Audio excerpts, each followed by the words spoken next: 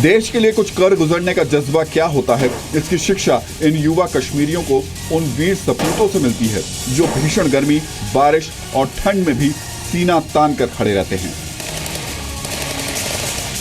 जम्मू कश्मीर के ट्रकबल के ये घने जंगल आतंकवादियों के लिए काफ़ी मददगार साबित होते हैं, लेकिन बीएसएफ यहाँ पर आतंकवादियों को बहुत ज़्यादा मौका देती नहीं है। जहाँ मौका मिलता है आतंकवादियों को मौत की नींद सुला देती है।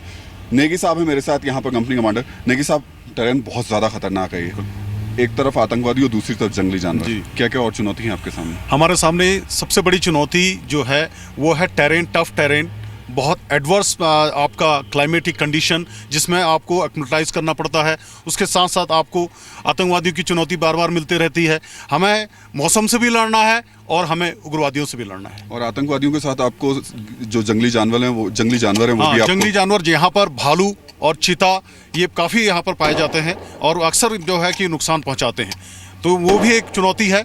हम हर एक परिस्थिति में हर एक चुनौती का मुकाबला करने के लिए यहाँ तैयार बैठे रहते हैं। बिल्कुल तैयार हैं। और बीएसएफ के इन जाबाज जवानों को देखिए भी, जंगल भले ही कितना खतरनाक हो, यहाँ पर एक तरफ आतंकवादियों का और दूसरी तरफ भालू और चीता, ये दो ऐसे जानवर हैं जो कि यहाँ बहुत ज़्यादा पाए जाते हैं। बीएसएफ के लिए दोनों चुनौतियाँ हैं और बीएसएफ दोनों का डटकर मुकाबला करती है।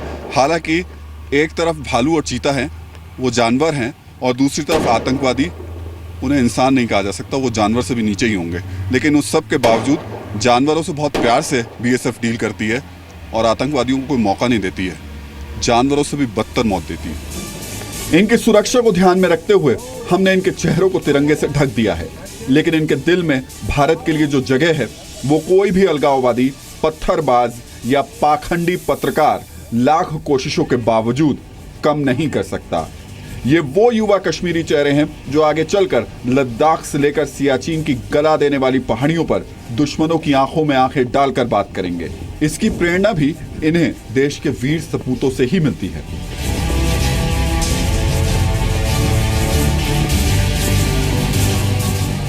सरहद पर बीएसएफ के जवान किन मुश्किल हालात पर काम करते हैं, 12,000 फीट पर एक पोस्ट पर पहुंचकर पता चलता है। और पहले इस पोस्ट के हालात देखिए, उसके बाद आपको समझ में आएगा कि कैसे 7-8 महीने तक बर्फ से ढकी इन पहाड़ियों के बीच में, एवलांच के खतरे के बीच में ये जवान देश की सुरक्षा में लगे रहते हैं। तो पहले चारों तरफ एक बार स्थिति देखिए। हम जिस जगह मौजूद हैं पूरी तरीके से बर्फ से पटी पड़ी है और मेरे साथ यहाँ पर राजीव जी हैं, कमांडेंट हैं यहाँ के। सर, सबसे पहले तो इस जगह के हालात बता दीजिए। ये 6 महीने पूरी तरीके से इसी तरह बर्फ से ढकी रहती है। ये भारत के सबसे दुर्गम स्थलों में से है। तो मेरे एक्सट्रीम राइट में अभी भी पूरा फॉग है और इस तरह का मौसम स्नो टाइम में, जो कि लगभग 6 महीने रहता है, दुश्मन की हरकतों और देशद्रोही तत्वों जैसे उग्रवादियों के ऊपर नजर रखने की जरूरत होती है। एक बड़ा खतरा यहाँ एवलांच को लेकर के, जो कि इसी महीनों के बीच में रहता है, और दूसरा बर्फ पूरी तरीके से सर्द कर देती है। हालांकि यहाँ पर बीएसएफ ने जो जैकेट दी है वही हम लोगों ने पहन रखी है, थोड़ी गर्म होती है अंदर से, उसके बावजूद जो ठंड लग रही है उसको मैं शब्दों के जरिए तो कम से कम नहीं बता सकता, लेकिन दिखा ज़रूर सकता हूँ कि हमारे जवान किस तरीके से हमारे लिए यहाँ पर अपनी जान दांव पर लगा कर बैठे हैं। एक सैनिक के लिए देश ही सबसे बड़ा धर्म होता है। उसे ना तो किसी राज्य का नाम सुनाई देता है, ना ही किसी डिस्ट्रिक्ट का, उसे तो सिर्फ एक नाम सुनाई देता है, इंडिया। यकीन मानिए यहाँ रहना वाकई बहुत मुश्किल है। Second in command Naresh Kumar ji हैं। नरेश जी, कैसे रह पाते हैं ये लोग? क्या आपने दे रखा है इनको? बड़ा मुश्किल है रुकना है। जैसा कि आप देख रहे हैं कि ये पोस्ट 12,000 फीट की हाइट पे स्थापित की गई है और हमने अपने जवानों को एक्सट्रीम कोल्ड क्लाइमेटिक वर्दियाँ दी हुई है जो कि इनको कड़क सर्दी से बचाते हैं। इसके अलावा हमने इनको स्पेशल इक्विपमेंट्स दिए जो कि ये दूर दूर तक रात को देख सकें, जैसे कि हैंड हेल्ड थर्मल इमेजर्स, और उनके साथ साथ हमने इनको स्पेशल MMGs वगैरह से इक्विप किया है। और ये मेन पास है यहाँ पे जो कि अपना गुरेज सेक्टर को और बांदीपुर सेक्टर को जोड़ता है। ये लाइफ लाइन है। और जो हमारे जवान आप देख रहे हैं कि यहाँ मौसम बदलता रहता है, यहाँ मौसम का कोई पता नहीं। अभी ये मई का महीना चल रहा है, लेकिन आप देख रहे हैं कि चारों तरफ पूरा बर्फ़ ही बर्फ़ पड़ा हुआ है।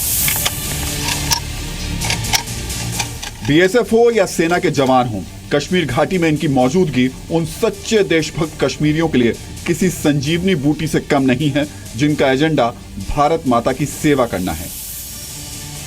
देखिए, बीएसएफ सिंस इट्स रेजिंग 1965 से हम लोग एलसी पे मौजूद हैं। आर्मी के साथ कंधे से कंधा मिलाकर हम जो एलसी की रखवाली है, जो वहाँ एक सेफ एनवायरनमेंट है, वो क्रिएट कर रहे हैं, दे रहे हैं।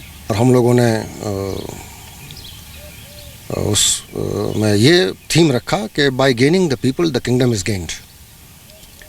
तो जो मिलिटेंट्स के प्रति हमारा प्रेसिजन ऑपरेशन होता था, उसके अलावा जो आम लोग हैं उनके साथ हमारा बहुत ही एक भावनात्मक संबंध था। हमें कभी भी ऐसा महसूस नहीं हुआ कि हम कहीं किसी ऐसे इलाके में काम कर रहे हैं जहां हमारा जो है सिर्फ आधिपत्य जमाना है हमारा काम है। नहीं, ऐसा कुछ नहीं था। हम बिल्कुल मुतमईन थे कि हम अपने देश में अपने लोगों की सुरक्षा में, लोगों को एक सेफ एनवायरनमेंट देने के लिए काम कर रहे हैं। और अगर युवा कश्मीरियों की सोच ऐसी होगी तो फिर अलगाववादी हों, पत्थरबाज हों, झूठ का प्रचार प्रसार करने वाले पत्रकार हों या जहरीला पाकिस्तान हो, हर किसी को मुंह की खानी पड़ेगी। कैमरामैन गोपाल सिंह के साथ राहुल सिन्हा, जी मीडिया, कश्मीर।